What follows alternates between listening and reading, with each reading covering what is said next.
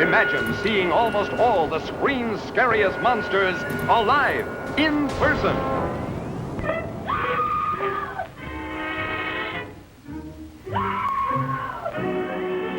In case you pass out, that's tough.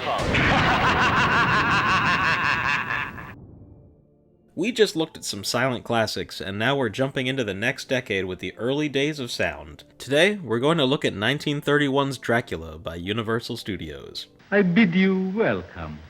Atmosphere is one of the main draws of the film. It immediately sucks you in with its iconic Swan Lake opening.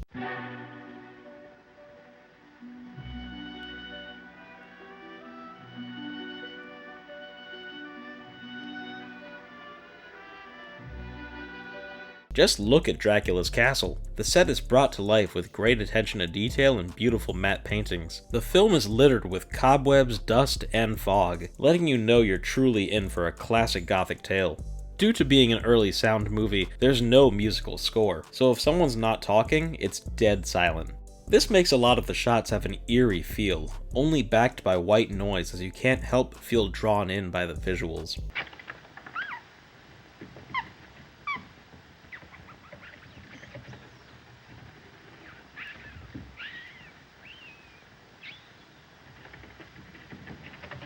By the way, watching these old movies in HD on Blu-ray or streaming looks fantastic. The restored visuals are beautiful. Performances are also very good and have proven to stand the test of time throughout the years. Dwight Frye does an amazing job as Renfield. His eyes are wild and crazy, and his laugh is super unnerving.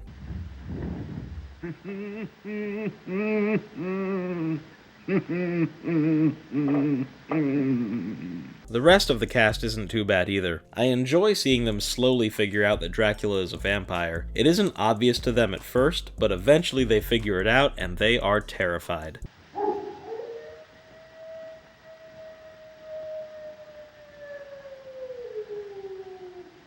Listen to them. Children of the night. What music they make. Bela Lugosi steals the show with his timeless portrayal of Dracula himself. This one iteration is so iconic, it set the gold standard for bringing the character of Dracula to film. His famous accent has been referenced countless times, although it's worth noting that his original delivery has been lost in pop culture over the years. It seems that with each impression of the voice, it's become oversaturated into a cartoonish parody of itself without any of the seriousness that Lugosi brought to the role. There are far worse things waiting man than death. Speaking of which, Dracula has an incredible presence. He gives off a feeling of sophistication and power. Just based on performance alone, it's like he's the strongest person in the room. He knows it, but everyone else can feel it.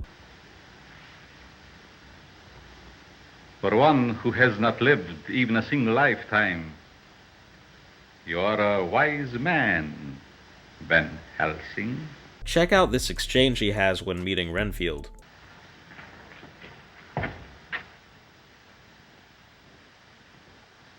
The spider spinning his web for the unwary fly.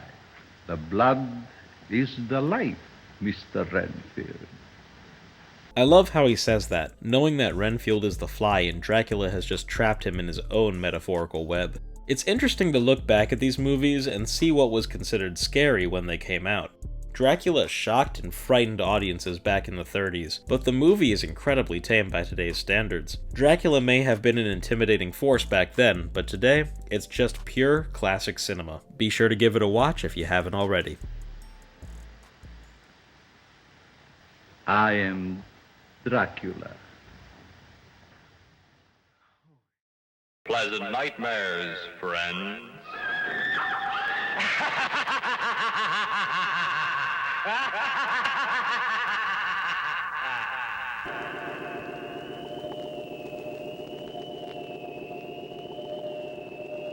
Good midnight to you.